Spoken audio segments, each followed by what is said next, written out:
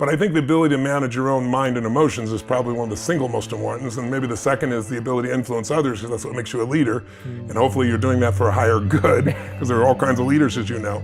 But I don't think most people are very good at emotional fitness. Most people are just not as happy as they could be. I did one book, Money Master the Game. It's kind of like this. Yes. Only, and what I did in that case is I interviewed 50 of the smartest financial people in the world. Yes. Ray Dalio, Carl Icahn, Warren Buffett. And out of 50 of them, and again, it's in my judgment, I could be completely wrong, and I've spent a lot of time with them. Some have become really good friends. There's probably 4 or 5 that are really happy people. You go, oh, well, money makes people unhappy. Money, it has nothing to do with money. Money makes you more of what you are. It just magnifies. If you're mean, you have more to be mean with. If you're kind, you have more to give, But I think that most people are they haven't learned to manage what's going inside. Doesn't matter how much abundance they have, they're still unhappy. We've all seen people great comedians that have killed themselves.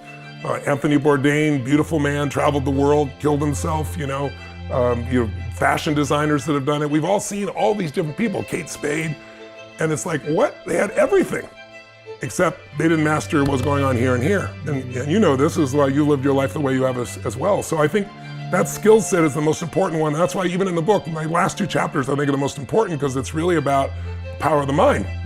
Because everybody knows about placebos, right? They were only discovered in World War II, and it was discovered by accident. This doctor ran out of morphine, and he's treating these people that are badly injured. And you need the morphine not just so they're out of pain, but so they don't go into shock. And the actual person who discovered this gets no credit was the nurse, because the nurse handed him a syringe and said, we've got some more morphine. So he believed it, and he said, you'll be out of pain in just less than a minute. Wow. He injected them, and in every case, none of them went into shock. 90% of them were out of pain, and they used nothing. It was saline, right? So after World War II, he went back to Harvard, and he was the person that created what we now consider to be the double-blind studies, which are always compared to a placebo, right? And what most people don't know is the bigger the placebo intervention, the more powerful the mind believes it. So a small pill is less effective than a big pill. An injection is more powerful than a pill in terms of its effectiveness. The most powerful is a sham surgery. The Veterans Administration did a study, and they did on people doing knee surgeries, and they took 1/3 of the people and they just cut them open, anesthetized them, and sewed them back up, did nothing.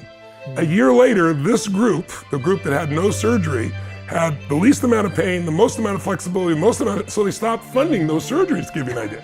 But that's how powerful it is.